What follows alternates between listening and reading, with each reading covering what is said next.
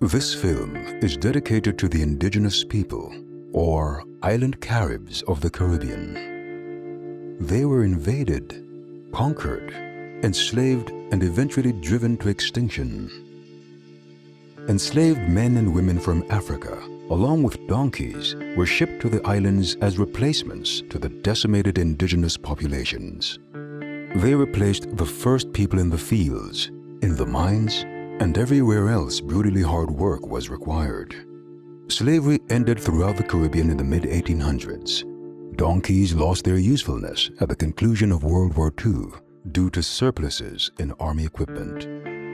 While there are countless stories to be told, this is the story of today's donkey in the New World. For the past quarter century, Mark and Amy Meyers built the largest donkey rescue in the world. In 2015, they turned their attention to the Caribbean and the many issues the donkeys face on almost all the islands. The problems faced by donkeys in the Caribbean are varied and often continuous. It is our hope to shed a small light on some of these issues, to gain allies to improve their plight. We begin on the island of Bonaire, where two very distinct groups argue over what is best for the donkeys. I grew up with donkeys running around. I want for my grandkids to see that too in their lifetime, no? You know, no donkey should be eliminated, number one, for prejudice. They should be eliminated for convenience, which is the situation here, or for profit. And I'm here always 7 days a week, and they know that everything is going to the donkeys. So now and then I have people who gave me $500, $300, $1,000, and that's what we need. Like a goat, and the sheeps and the donkeys are not native from here. And this small island, who all the people is living from tourism, must have some nature left over. But now also the construction is going on. There is less place for the donkeys, and there are more and more donkeys coming. And really, I'm scared. My heart is scared that the coming season, the dry season is coming. How many donkeys there will be killed or laying down and cannot stand up anymore. But I will help them, of course. Welcome to a special edition of The Last Burro Man. As you can see, we are not in West Texas, but on the Dutch Caribbean island of Bonaire. There's sun, there's snorkeling, there's scuba, but of course we're here for the donkeys.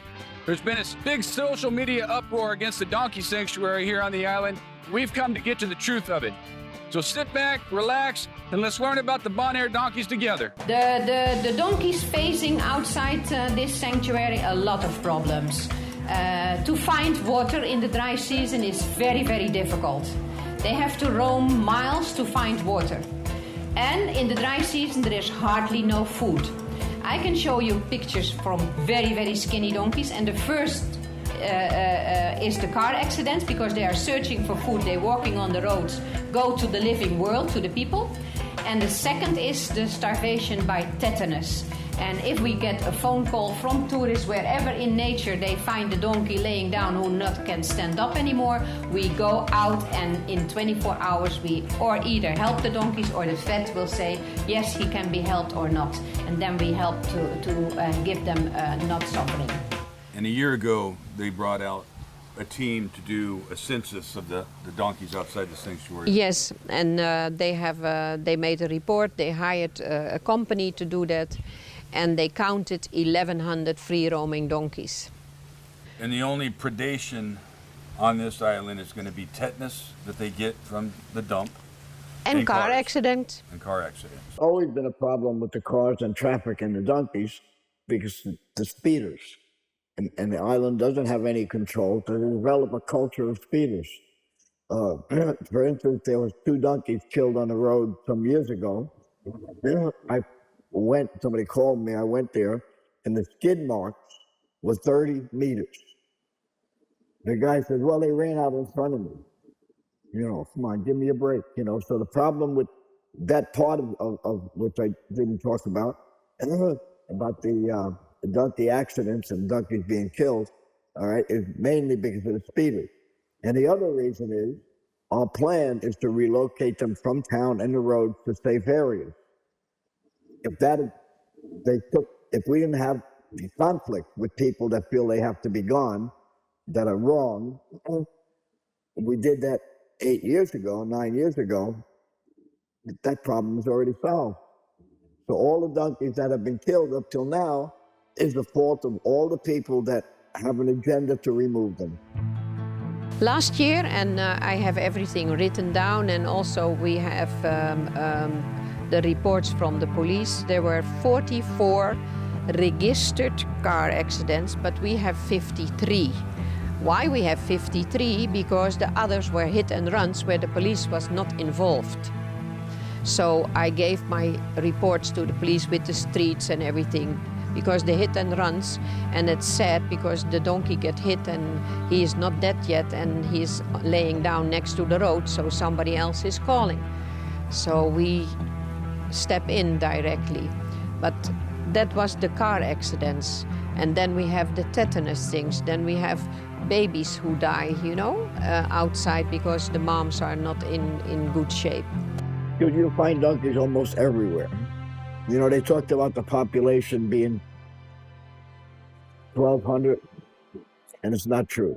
All right, we did a count. George Couture, who's the head ranger of the park, that has been studying nature for years, and there's about 400 is what the actual count. Because we heard that there was 1,200 in the wild. Yeah. So you think there's closer to 400? Well, we know it's closer to 400. We've done two separate counts. All right, so let's go back to when we first met. In the beginning, you were bringing the donkeys in, you were castrating the males, and when they were healed, you would release the males. Yes. That was the original plan for the sanctuary. Yes, we did 212 males.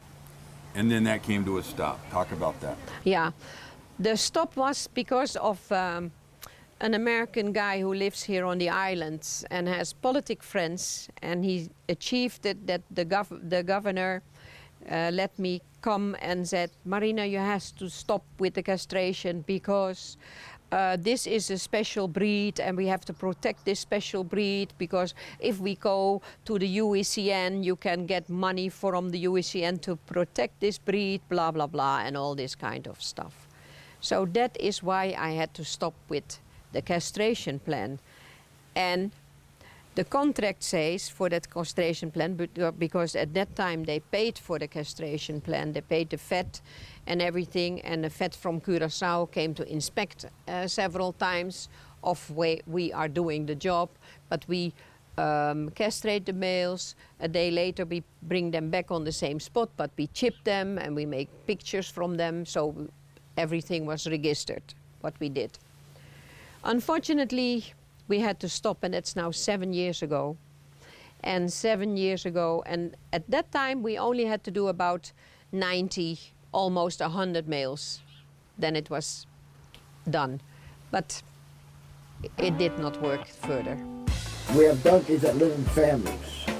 You have a male, you have a few females, a few babies, maybe 6 to 8 in a group. They drink water, they make their rounds, they come back to the water. By the time they get back out again, that stuff is growing. Donkeys aren't like sheep. They don't take roots up and everything, all right? So now what happens is the plan that was done by Franklin Sloba and Marina Mellis on the Donkey Sanctuary to try and solve the situation was a failed plan, all right? I mean, I give them credit for trying, but it doesn't work. Because by taking the females, 800 of them now that they have at least, okay? They left herds of males. Now we got 40, 50 males walking around doing damage. So the plan that the government is paying for right now is a disaster. It does more damage than it does good. So what do we believe? We believe the donkey should be protected. We believe there should be a management plan and not an elimination. And when they look at the data and they look at what we have to say, there's no other decision. The original enslaved people belonged to the Dutch West India Company until it was dissolved. And then the Dutch government seized all of its assets. So the slaves were referred to as the king's slaves. So the donkeys technically became the property of the Netherlands government. So today, the donkeys belong to the government on the island, and they can do with them whatever they see fit. The donkeys here, we sent samples to Texas A&M, Gus Cochran, you probably know, all right? They came back as the African wild Nubian ass, okay? The donkey sanctuary didn't want to disprove that. They sent samples to Europe, and they came back with the same exact result. So we have African wild Nubian ass here on the island, and according to CITES and whatever, they're on a red list, they should be protected also. So how these people come out with a removal agenda, I don't understand. We don't need a removal agenda, we need a management plan. And we have that management plan, and we're willing to execute it, and we have people behind us. All right, let's talk about the management plan. Okay, the management plan, in short, we remove them, relocate them from the town and the roads, eliminate those two problems. The area far in the Monday, all right, in the backcountry, in and about that's not harmful for the land.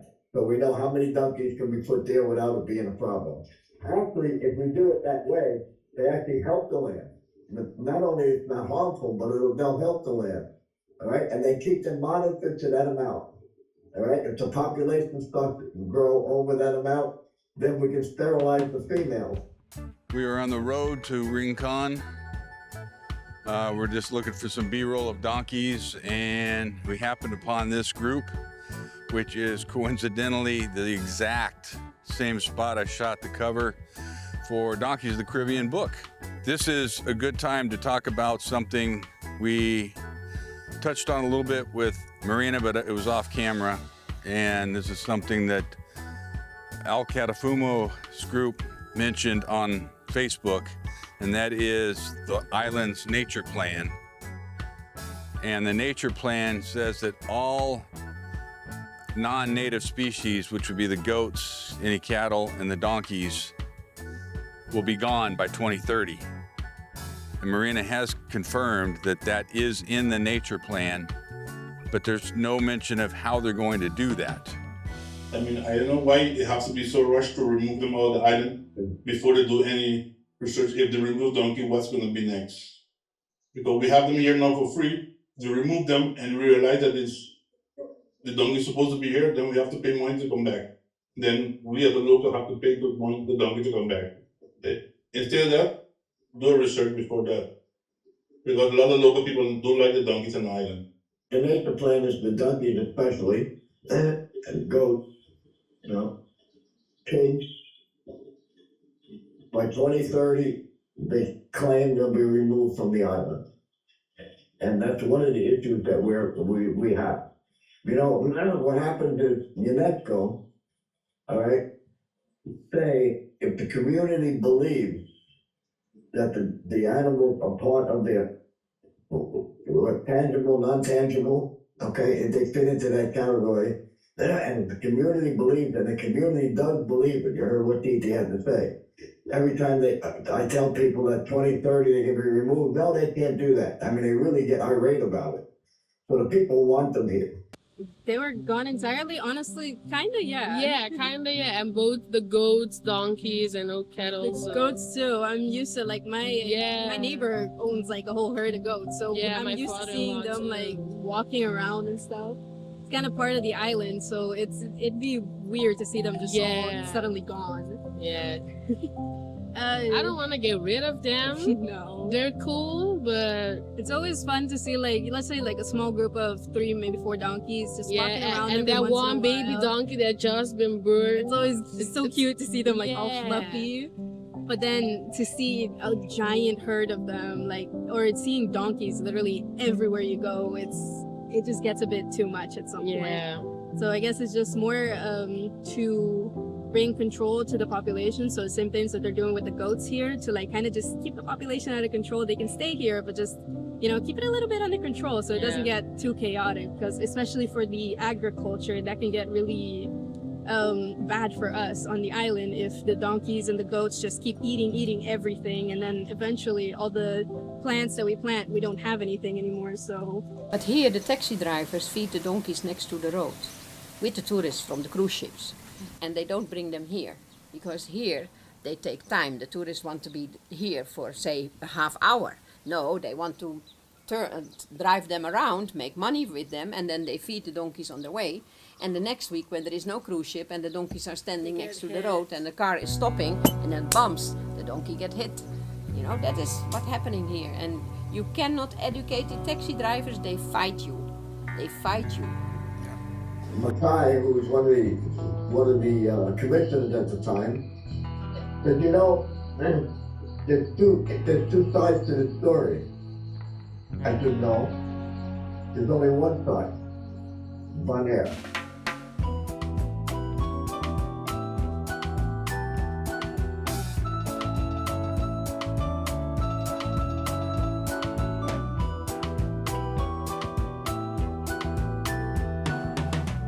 When we decided to make this film project, I knew we'd be coming to Statia. And I always viewed Statia as a failure of ours. Mine in particular, because I'm the one that talked everybody into coming.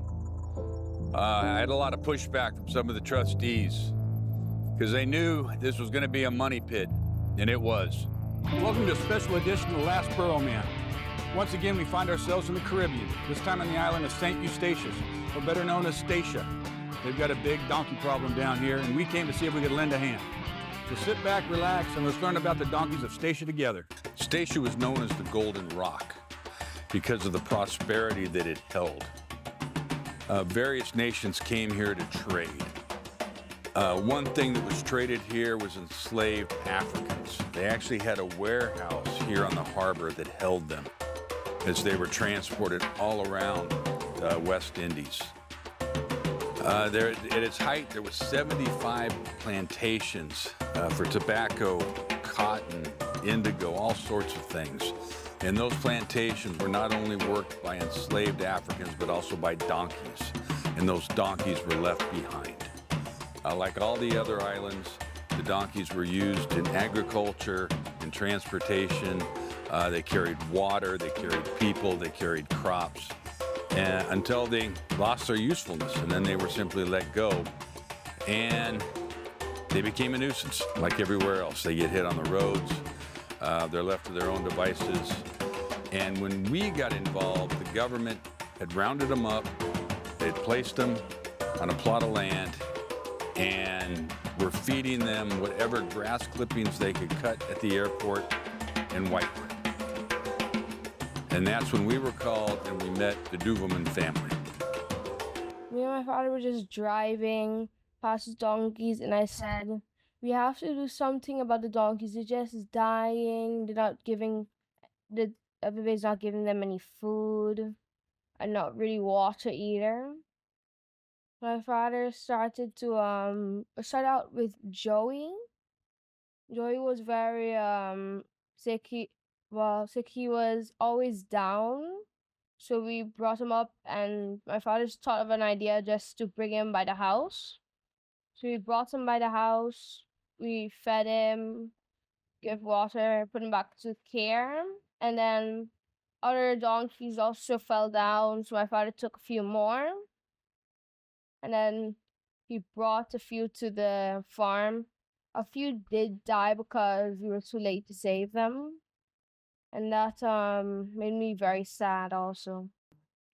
The last 2 years were really a struggle, because the situation where we're in with a lack of funding, never know if you will have enough funding the next month or the month after. You're worried, or when you have the money and the ship is not coming, you have to find a way still to feed them. You cannot say, well, I'm not going to feed them then. So it would be very nice to have a form of relief, to have a certainty that you can take care of them, and not it's uncertain by the month. Do you have the funding? Do you have the feed? Didn't the cow break the fence and you can't replace it? A hurricane is coming. Can you create a shelter for them or not? Do you have something for them?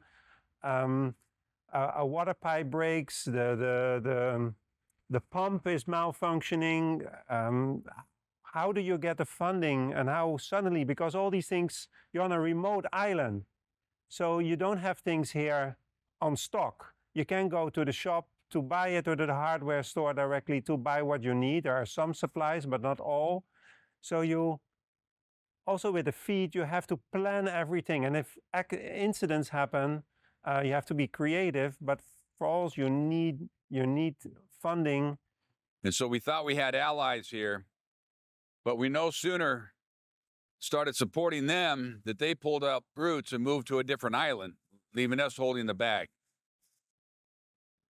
And so then we started supporting the people they left in charge of their foundation, and quickly found out that they weren't up to the task. And so then we sent down one of our employees to take over. And it wasn't long before he failed miserably. And then we sent down our project manager that was overseeing the task, and he reported back that it was simply impossible. It was just simply impossible. And the trustees then decided that there was just no way forward. All right, we're here at the site of the former donkey sanctuary here at St. Eustatius. Peaceful Valley pulled out in 2018. We didn't have a choice. We had dumped over $200,000 on this island. We did the fencing, we did the water storage. We were paying for all the feed to come onto the island. We were paying for weekly water deliveries. We were getting no cooperation, no help whatsoever.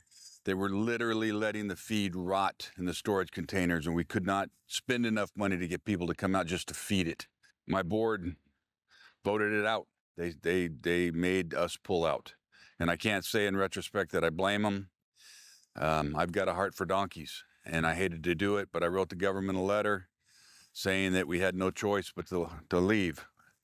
When we left this island, there were 78 donkeys on this sanctuary, and that was 2018.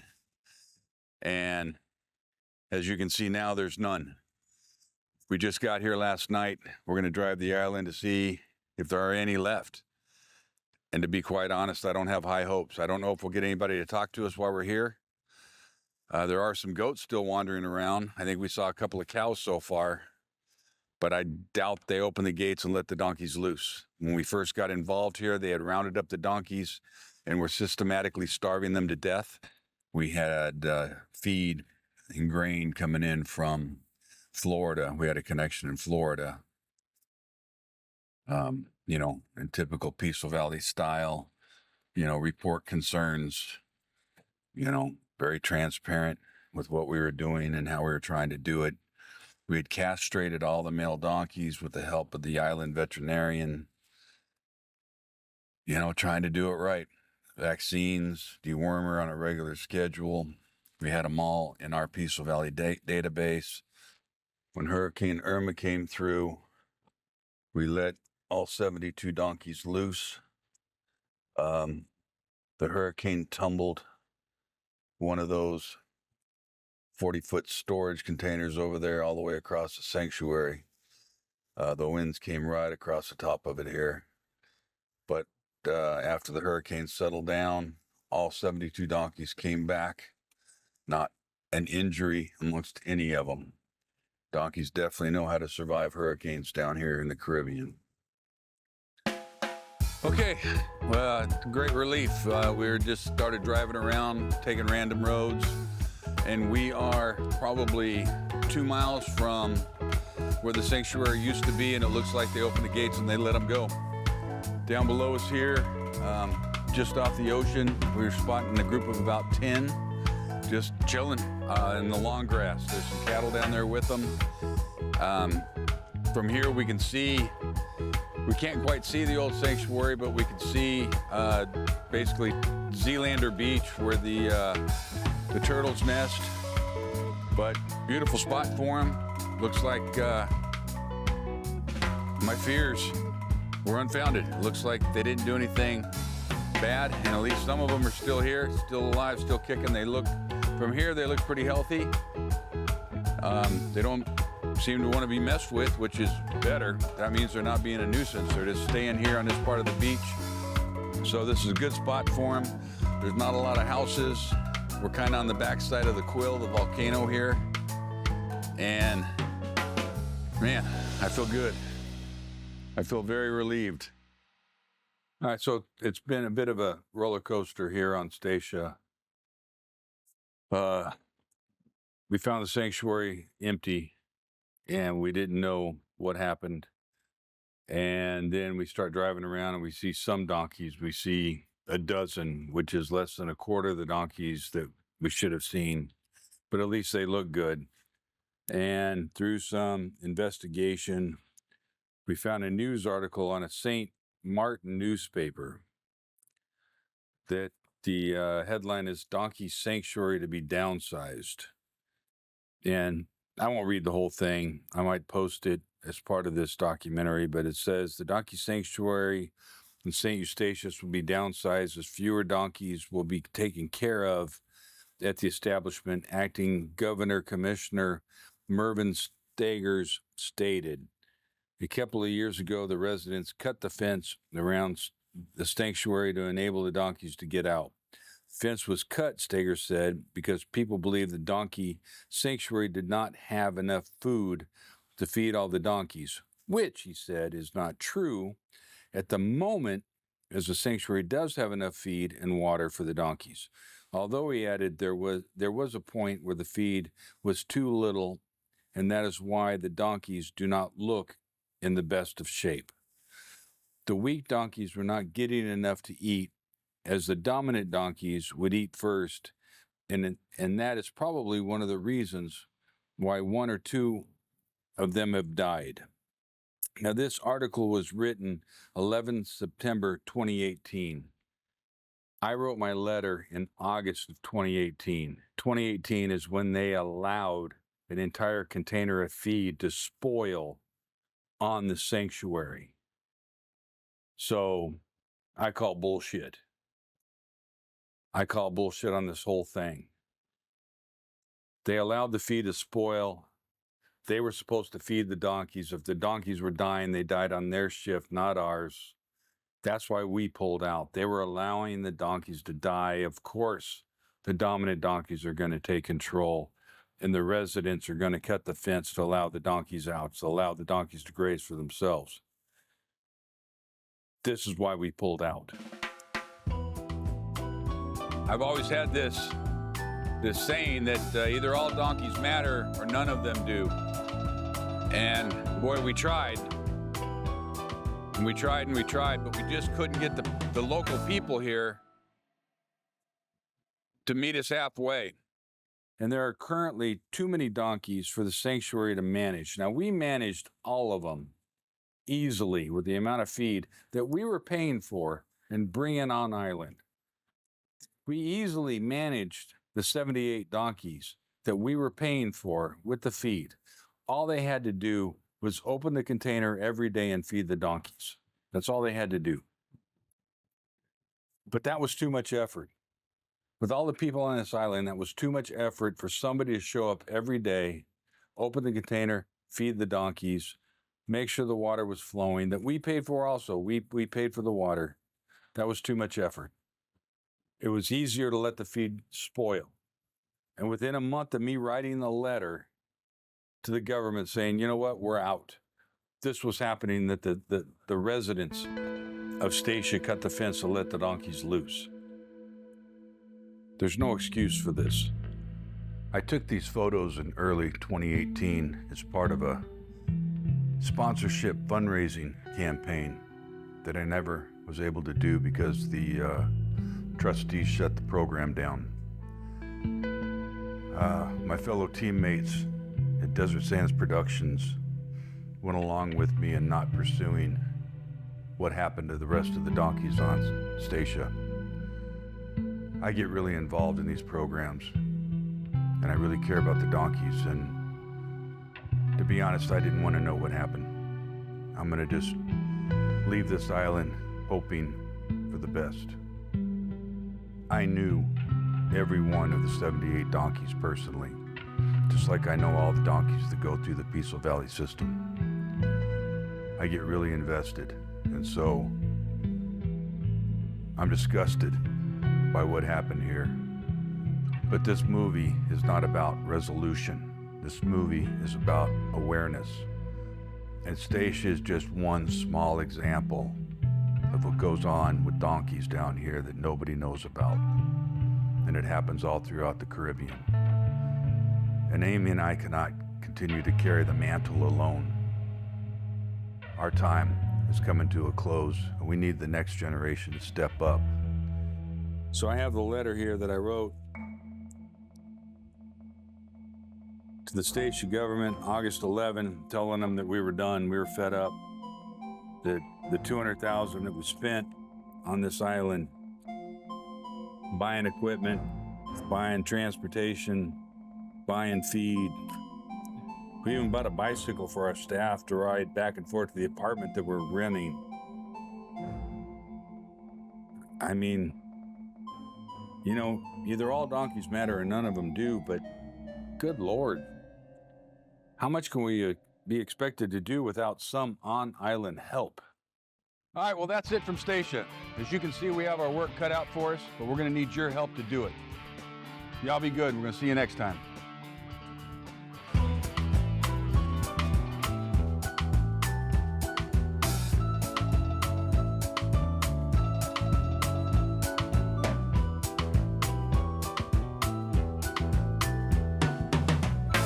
This is our first morning on Nevis.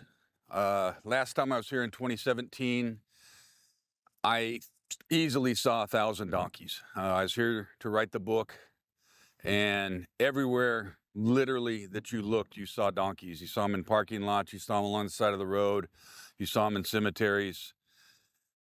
We drove all the way around the island, and we saw no donkeys whatsoever. We saw some donkey manure, but very little.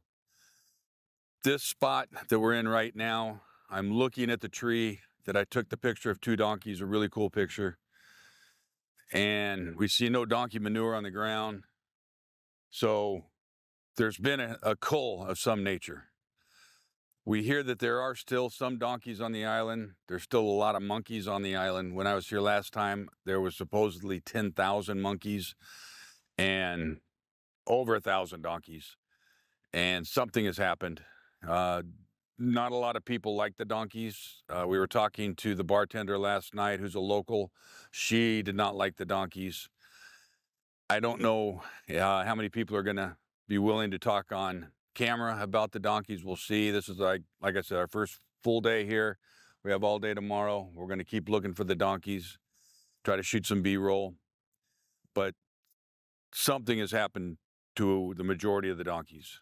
This is one of the old cane mills. Nevis was the queen of sugarcane for all the Caribbean for many, many, many years. It had the highest level of sugar content in its cane juice. So this is one of the places where they would press the sugar cane and crush it. They would add lime juice, which would bring out the impurities, and they would take that impurities and make rum out of it. And then there was the cane juice that was exported. And like I say, it was the highest level of sugar content of any of the surrounding islands in the Caribbean, and a great source of wealth. Well, since we've been here on Nevis, we have seen a grand total of 4 donkeys. Everybody we've talked to off camera says, oh no, they're all over the place. And I beg to differ. The last time I was here, they were all over the place. Didn't matter the time of day. But we're sitting at the bar, which we tend to do. And we start Googling donkey in Nevis. And as Google does, it says, oh, can we use your location? And because we're local, I guess, all these local newspapers pop up. And one of them is the St. Kitts and Nevis Observer. And like on Statia, we get local media, and this is donkey problem is exactly that. And this is an article not too long after I did my book down here. And it talks about people finding decomposing carcasses in various vacant lots, the impact of the donkeys on the hotel industry, guests complaining about donkeys running past their rooms at night. This fella saying, we have donkeys in the number of thousands, not dozens, not hundreds, but thousands, which is what I saw when I was here. They didn't have an advocate, and they had thousands of donkeys here. I saw them myself, and they had no advocate.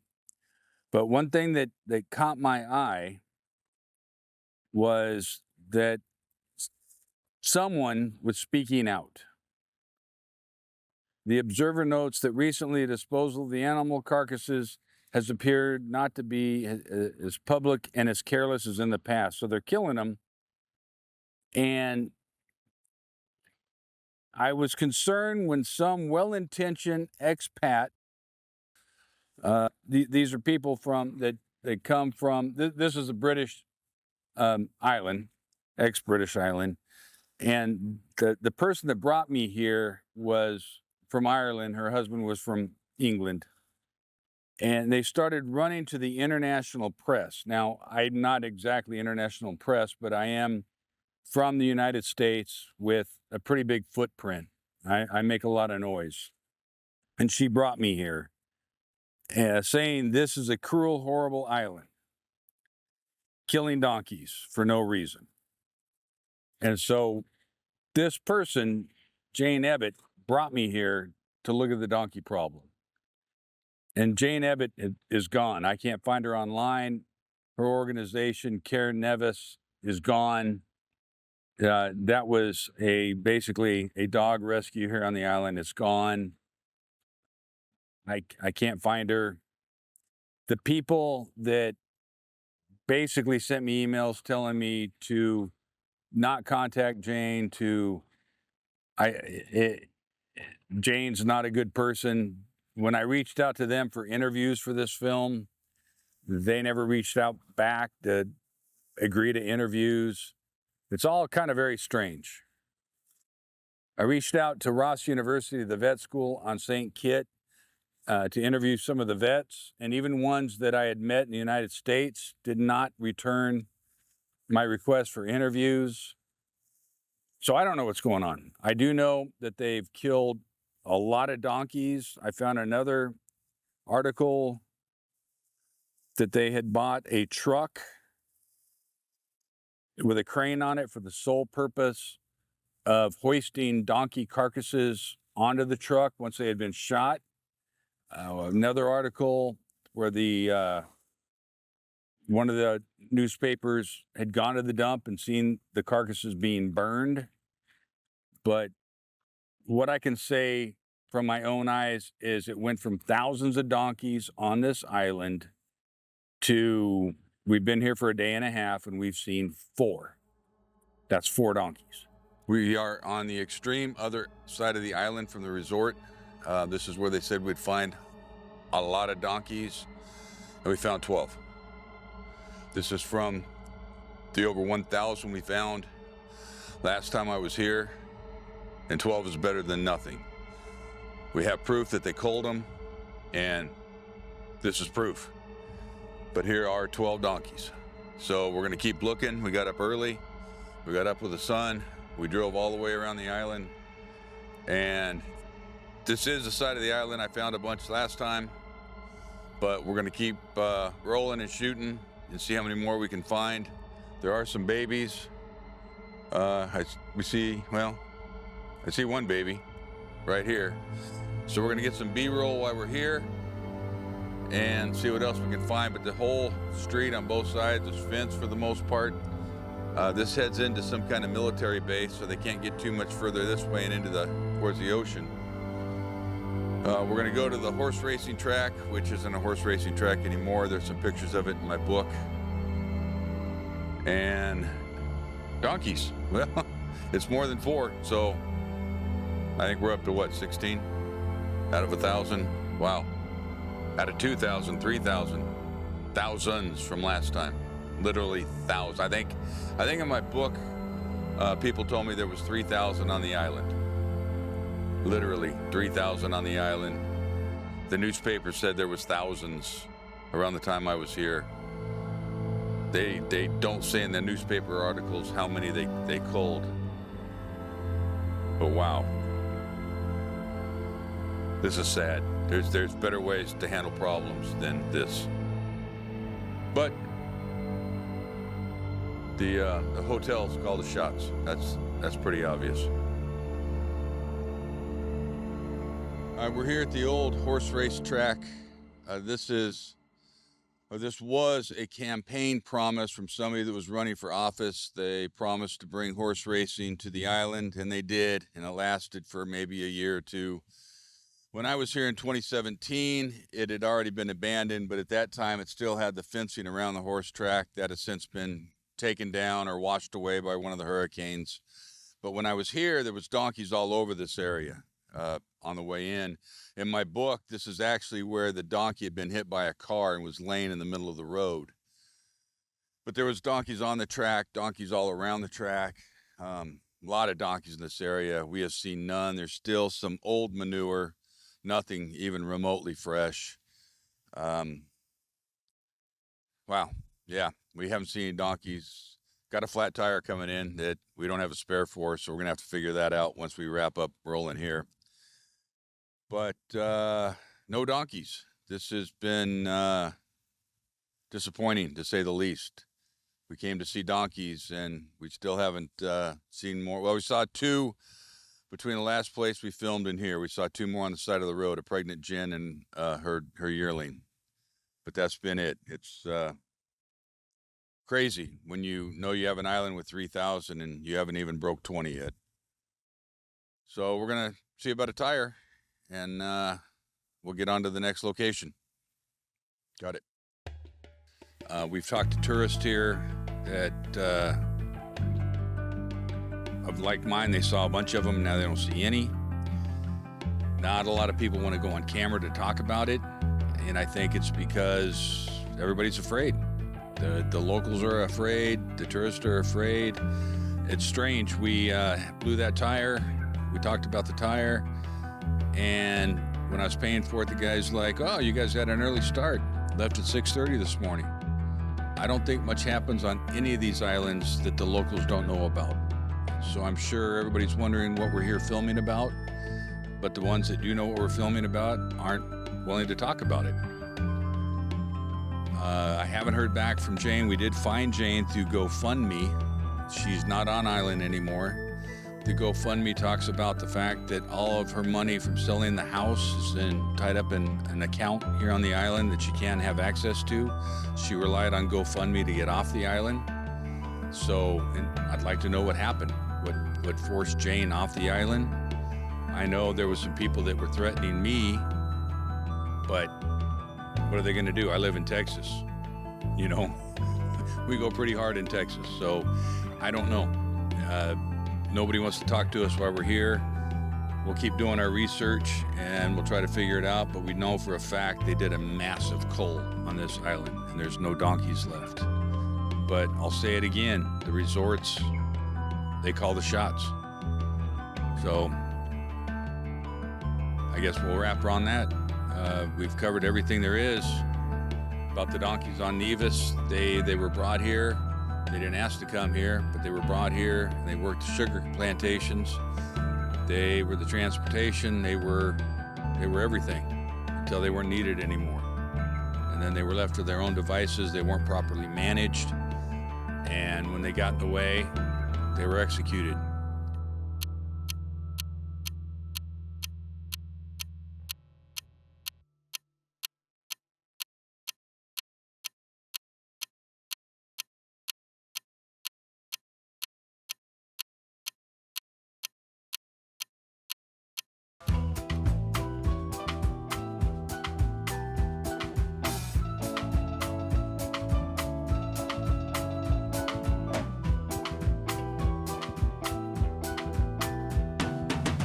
So the donkeys, they've essentially been part of the landscape of the Turks Islands for several centuries. You know, they probably predate most things that happen in these islands. So the donkeys are as Turks Island as I am. My name is Tim Dunn, and I'm standing in front of the White House, my family's ancestral home, which was built in 1840 by my great-great-great-grandfather, Daniel Harriet. My ancestors came from England to Bermuda and Bermuda to the Turks Islands, perhaps as early as 1678, but certainly by 1750. They were in the salt trade. They discovered salt on Salt Key in the latter part of the 17th century, and then the Bermudans came seasonally to harvest the salt that naturally formed every year in the very shallow interior of Salt Key and Grand Turk, tidal ponds that would flood when the sea got rough in the wintertime, and then the water would stand and it would evaporate. My ancestors came as enslaved persons. Some came directly from Africa at one period prior to the abolition of the slave trade, and then they began to come via other islands to these islands to be engaged primarily in the salt and the raking of salt. I'm a long-distance descendant of slaves who came to these islands and became the dominant population in these islands. As in many instances, the loyalists in the Caicos Islands, the enslavers, they left and either went back to the UK, or they settled in other larger Caribbean islands, or even Canada as well. So, but the resident population post-slavery, the abolition, the emancipation of slavery has been the Negro race. Talk about the other islands that have donkeys on them within TCI. Okay, so Salt Key obviously does, as it was also a large salt producing island, and South Caicos. All three of those were considered the salt islands and had the salt production going on, and those three islands have the donkeys on them. So once they brought the donkeys, they were used to haul the salt. They were just working animals. They hauled the bags of salt to the port, they delivered water, they delivered goods to the people living on the islands. So they were very useful and a huge part of the history in the salt industry. And the salt industry started in the 1600s, and it lasted all the way through till the late 60s, early 70s, may have been a little bit of salt trickling out of here. And the donkeys have obviously just remained. They are the ancestors of those donkeys that were brought over. I mean, I don't know, 100% of my stories about donkeys are good, because I would talk about things that I enjoy. I talk about riding my donkey to school, riding my donkey to the store, riding along Front Street when there was less traffic in the middle of the road with my donkey with a hat on. Actually, my love and passion for animals, all animals, but especially donkeys. Donkeys really got a part of me. My first own animal was a donkey, and I had some good experiences with him as well as some bad ones, you know. But there are animals that you can learn from. They're very passionate, they like attention, but also they can get in a lot of mixture. For case the island is dry, there's no water, there's no rain, so they roam about. Your yard might be closed in. They will break your fence because of the vegetation to get grass. They would crack your pipes because they can sense that there's water there and get water, and you're gonna get upset because at the end of the day, you have to repair. You're back to the same place again. So if a sanctuary is built that we are planning to do, the Grand Turks Donkey Sanctuary, what we're planning to do, and we can have all these things in place, but still we would have to reduce the amount of animals on the island. So that's what we need to look at, and the way of how to reduce them.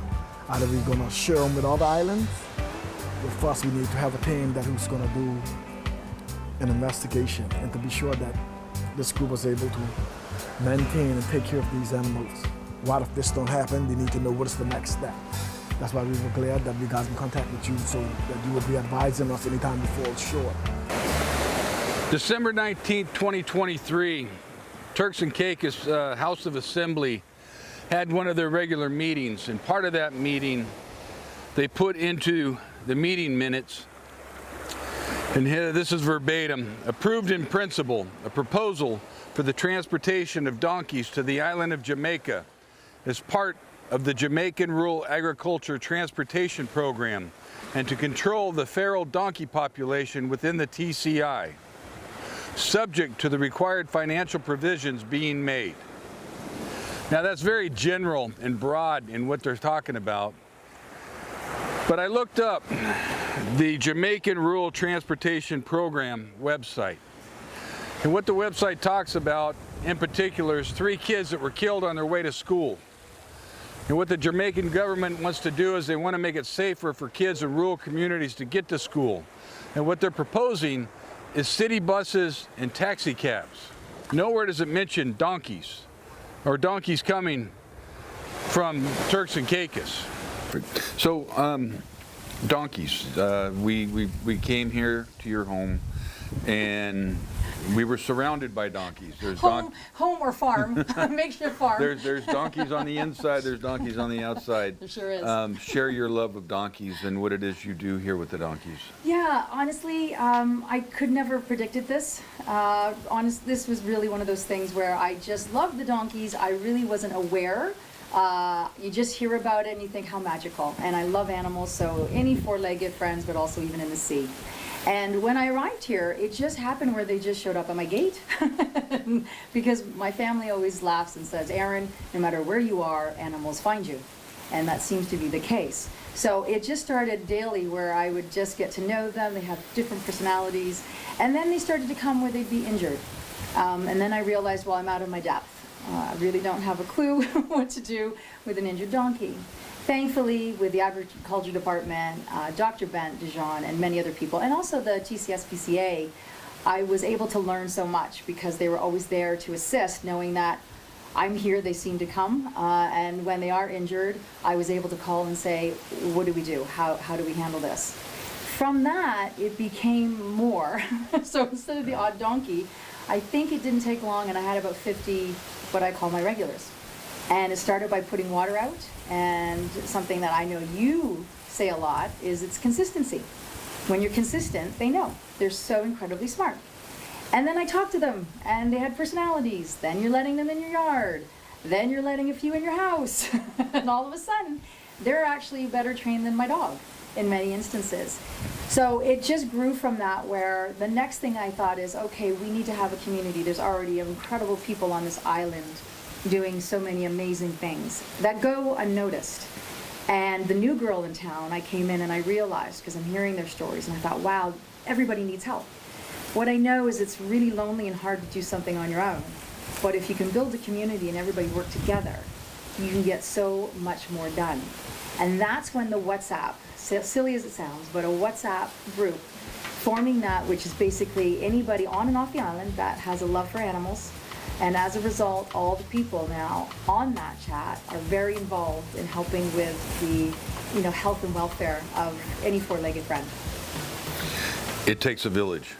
Well, we're here doing a documentary on donkeys and how they fit into the island culture, the island history, but also where they are today. They're part of the economy as far as tourism goes, but they're also somewhat of a nuisance when it comes to the roads. Now, we rented a car from you, but we've also seen and heard about how they're getting hit on the roads. Can you talk to us about that? Yeah, sometimes they cross the street, sometimes they fight. The tourists love them. And some of these donkeys, they're very smart, because when that cruise ship comes around the North Point, they head straight to the lighthouse because they know that the tourist is going to feed them with a carrot. So they love it, but you can't feed them together because they get real jealous. If you feed them together, they fight one another off, and then they will come back towards the tourists where they're going to eat a carrot. So where do you stand as far as the donkeys go? Do you want to see them go? Do you want to see them stay? Do you want to see them fixed? How do you feel about the donkeys? Well, I think we should keep a few on the island, but they should be enclosed in and get rid of the rest of them. We're going to meet with the 3 gentlemen that want to start a new donkey sanctuary here on the island. We're going to go look at the land here. Okay. In just a few minutes. And we're going to try to help them in any way we can. We run the donkey rescue in the United States. Okay. The largest in the country. And so we're going to go meet and try to help them design that here in a few minutes. Is that something you would encourage? Of course. Do you think the islanders themselves would get behind that idea? Sure, of course. How do you envision that coming together? And do you think there's a financial component coming from the tourism industry that might help support that? Because it's not going to be cheap. Yes, I think the government will help out with that because the donkeys, like you said, there's a nuisance on the street. The tourists love them. We don't want to get rid of all of them, but we still need some of them on the island. We were in the dump last night, Mm-hmm. and there was over 30 males in the dump, and they looked horrible. And that can't be good for tourism when you see bad-looking donkeys. Exactly.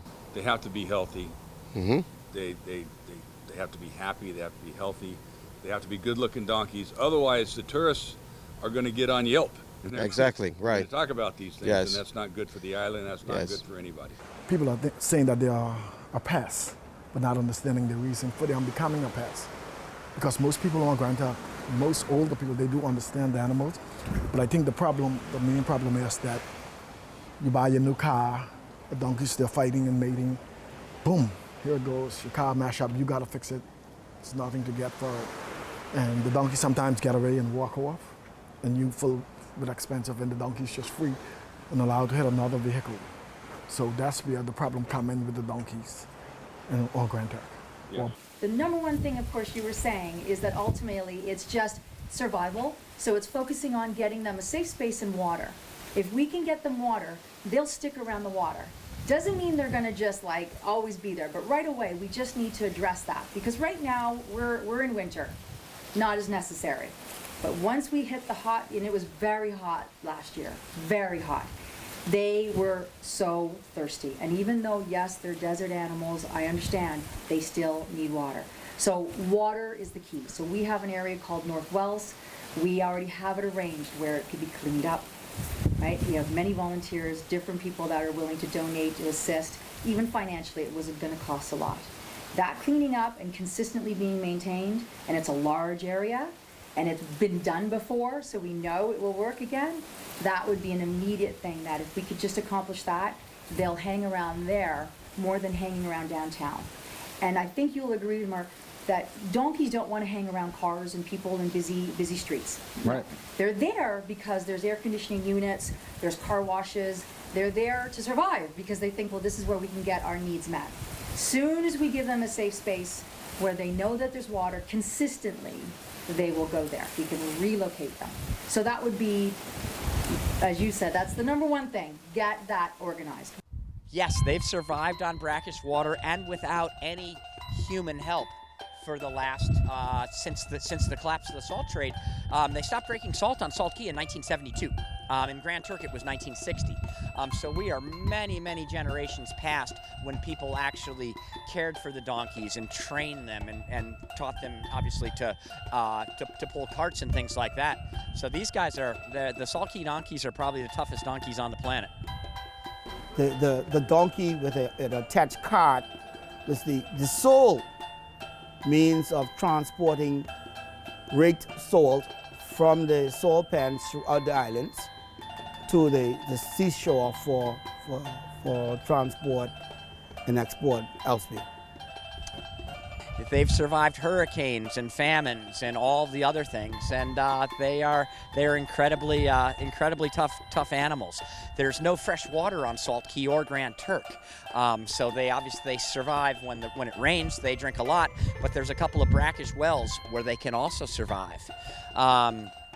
Probably the most common, the soundtrack to Salt Key, in my experience, is a braying donkey. You know, one thing I don't hear a lot of people talk about are the hurricanes. These donkeys have survived how many hurricanes since they first arrived here? Oh, that's unbelievable. I've had a benefit to see a few donkeys in my yard prior to the arrival of Hurricane Irma in 2017, and I watched them maneuver and their bodies around based on the wind. It was small wind at the time, and they disappeared.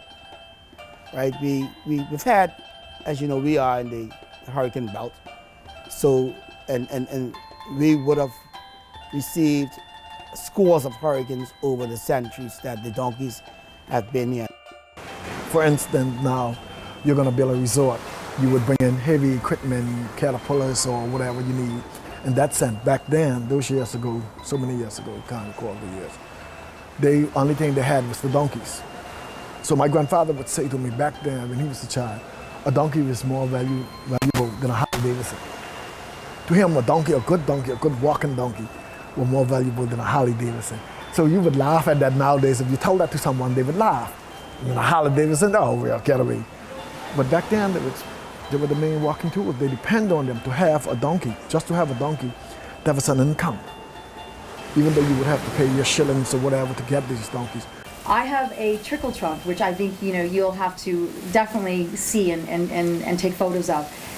I have more than just one, but I have it where it shows all the debris and things we've taken off of injured donkeys.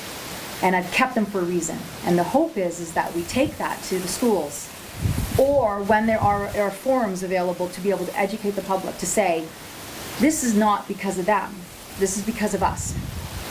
We're part of the problem. They were here serving a purpose which we wouldn't be here if it wasn't for them. It would be impossible to survive. They helped an industry so that this island got on the map. Now it's our responsibility to collectively, with the, again, expert advice, and with the people that know how to do this, I know they'll want to participate because we have already proven that we have a community so strong that they want to help. They just don't know how because there's no plan. The tourists really like the donkeys. They're very interested in them. We get asked a lot of questions about them, which is why we added a section within the museum. And the donkey products that we sell within the museum are actually some of our best-selling items. Me personally, I would probably like to see the population controlled a little bit, but I don't have a problem with them. I think they add to the overall ambience of the island and the interest of the island. So I don't, like, again, other than maybe trying to get the population under control a little bit, I would hate to see them be removed or taken off the island. Can I ask you a few questions about the donkeys? I don't know anything about it. That's what we're looking for. Oh, okay. Here, grab this. We're doing a documentary about the donkeys on the island. All right. I assume you came off a cruise ship? Yes. All right, where are you from? Utah. What part of Utah? Oh, just 25 miles south of Salt Lake City. Well, while we're on the subject, have you ever been to Mesquite, Nevada? Yes. Next time you're in Mesquite, stop by the Donkey History Museum.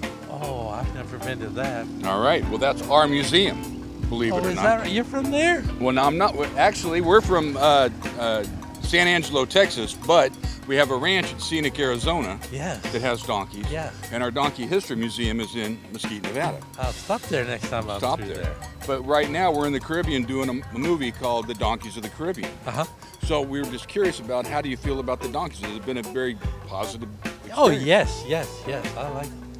You see, because almost every island in the Caribbean has a donkey population. I didn't realize that till I got here. And on some islands, they're a big part of the tourism. And on other islands, they're an ecological threat.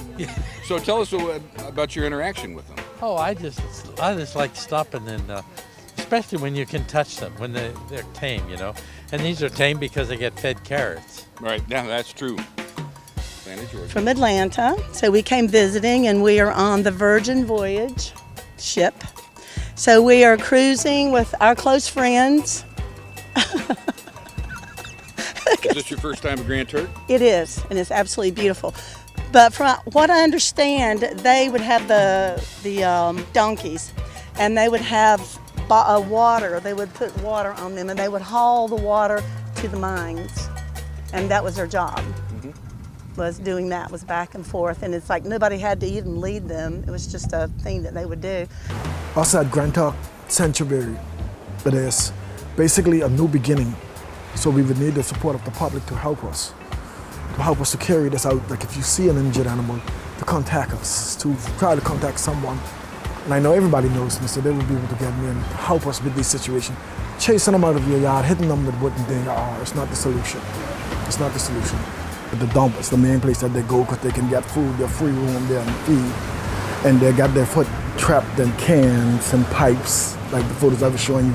Some even got their leg broken, wooden pallets and stuff like that. They're being broken. So on Grand Turk, normally people would contact me, even before I was working for the department.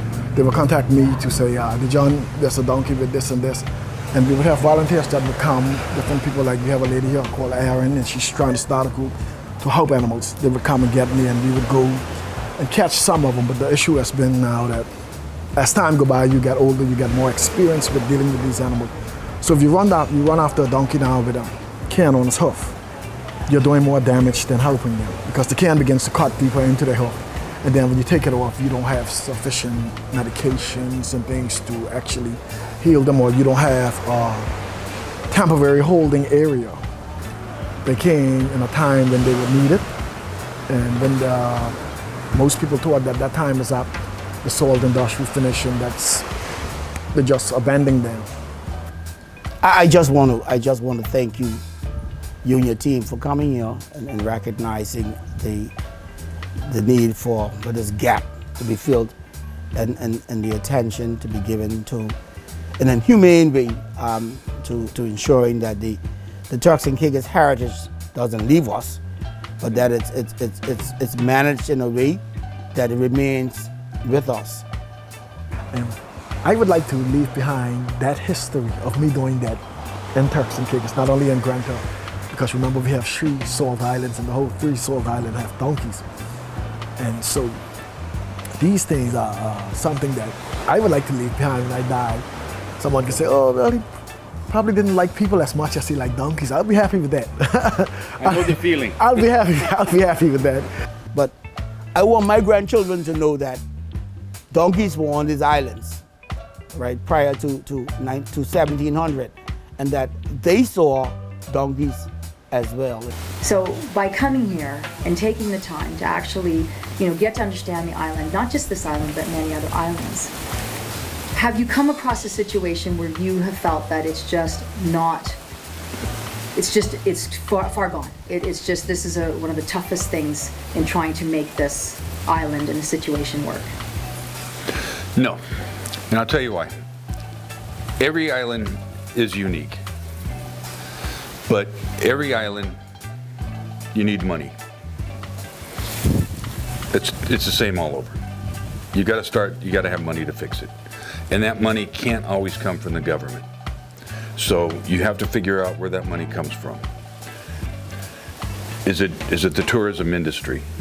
Is it private donations? Is it private foundations? Wherever, but you got to have the money. Or a mixture. Or a mixture.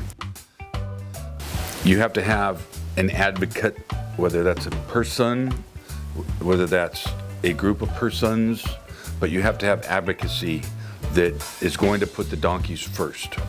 Okay, that's before self-interest, before anything else. Who is going to say, all right, this is all about the donkeys? Okay, that's not ego. I'm not doing this for me. Okay, I'm doing this for the donkeys. Amy and I have been married for almost 32 years now. And I think a big part of that successful marriage and having 2 successful kids is because we always had this rescue, this mission in our lives. We hold this very near and dear to our hearts. We love donkeys. We do this for donkeys. So you got to have advocacy who's going to be watching out for the donkeys. You have to have government cooperation, which is the most difficult part of the whole thing, because every island that we're about to go to is a different government. Whether that stems back to its European roots, whether they've completely split off from that, it doesn't matter. You're dealing with different government, and they're going to have their own set of rules and their own roadblocks, and so you have to deal with that, though. Whatever that hurdle is, you're going to have to deal with that, and usually by saying, I don't want your money, I just want your cooperation. That helps soften those roadblocks. It really does. Every island I've ever been to, there's solutions we had. If I had come down here 25 years ago, instead of starting up there, I think the Caribbean would look different. I agree with you. But instead, we decided to solve the problems up there, which we've done. And you've done it. And we've done You've it. done it. And you So- still love doing it. We still love doing it, yes. That's what's key. I'm just too damn old to come down here and do this now. So instead, I'm going to make a You film. knew that was going to be my next question, didn't you? So You instead, know- we're going to put it on film, and hopefully we can come up with the solutions together.